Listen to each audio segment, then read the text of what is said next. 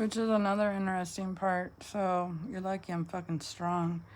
So I'm sitting there and I'm surviving fucking MRSA and salmonella poisoning and all this crazy shit, right? Just from fucking being the wrong person, I guess.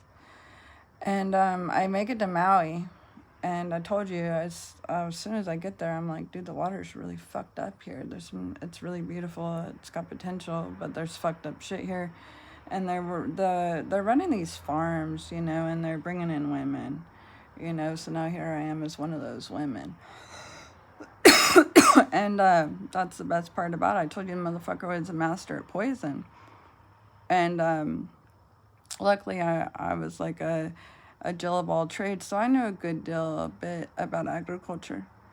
Okay, so I get in there, and I immediately, I knew, based on what I saw happening around the gardens, what was going on. And that's where Doofus's fucking family was working through with their little ring there, too, and they're in through music.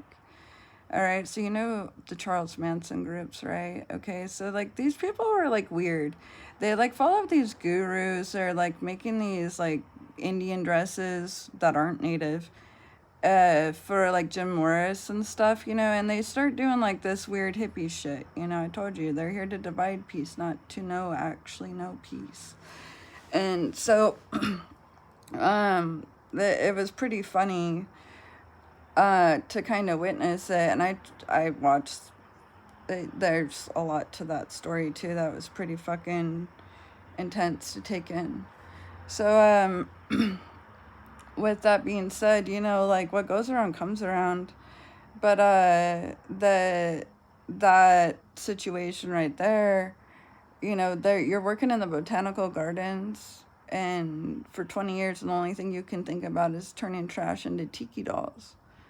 And you shouldn't be on a luxury living when you're sitting there not fighting to protect the land and the people there, and so they were sitting there poisoning the water, right? And they were finding it in the tap water, and the dogs were really sick, and so are the people, but then they're trying to go to the hospital. They can't even get fucking adequate health care. All right, and I'm like having fucking panic attacks. My phone's thrown out the fucking window now. I'm sitting there with fucking sociopath who wants to make his money, and also finding the fucking poltergeist that's sitting there fucking poisoning indigenous people.